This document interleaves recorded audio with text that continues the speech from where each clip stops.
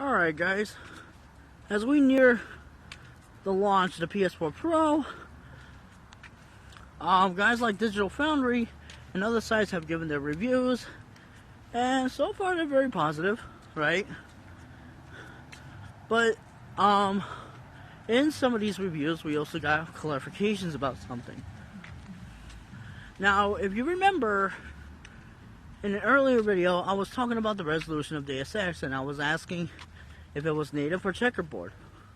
I can now confirm that it was indeed checkerboard, and it's also a dynamic resolution. Also, I want to make a correction to people, because I've been looking around a couple of forums and they're talking about, well, actually the checkerboarding is like multiple renders of this resolution to make it look like 4K. No, that's not how it is, alright? You use the checkerboarding to get to that resolution, whether it be the lower resolution or 4K. Alright? So, if a game is checkerboard 1800p, the game is not native to 800p using temporal reconstruction like in older games. No, it's an improved version of what was being used in Rainbow Six Siege. So to explain again, in Rainbow Six Siege, you had a quarter resolution target, right, combined with some specific anti-aliasing and temporal to produce a fake frame buffer. Now, the more modern version on the PS4 Pro, because of the increased hardware capabilities, is that the checkerboard rendering improves on the Rainbow Six Siege method by manipulating the ID buffer, which is a specific kind of screen buffer that comes before the regular frame buffer.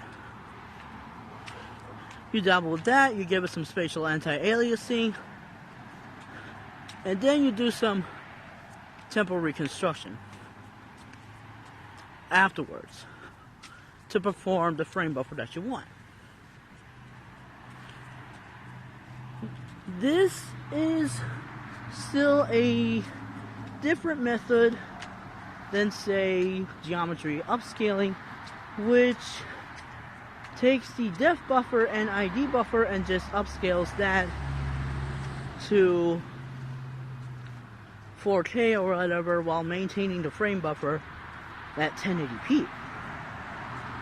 Now, geometry upscaling uses less resources than checkerboard rendering and doesn't look as good. But in the end, we're still getting some improved results.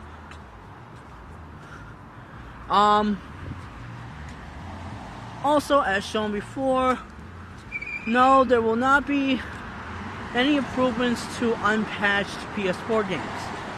So, you might have to wait to see if they ever get patched for any kind of improvements at all. Also,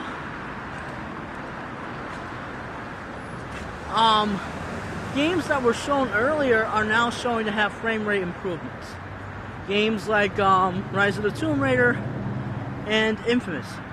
Infamous, which is checkerboard 1800p, to my surprise,